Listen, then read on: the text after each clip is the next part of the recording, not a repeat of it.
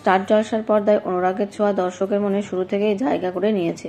2 বছর পার করেও একটুও কমেনি সূর্যদীপার জনপ্রিয়তা। গল্পে এসেছে নিত্য নতুন মোড়, বদলে গেছে সম্পর্কের সমীকরণ। তবুও সিরিয়াল প্রেমীদের পছন্দের তালিকায় এই ধারাবাহিক। দেখা যাচ্ছে পরিস্থিতির চাপে সূর্য এবং দীপা আলাদা হয়ে গিয়েছে।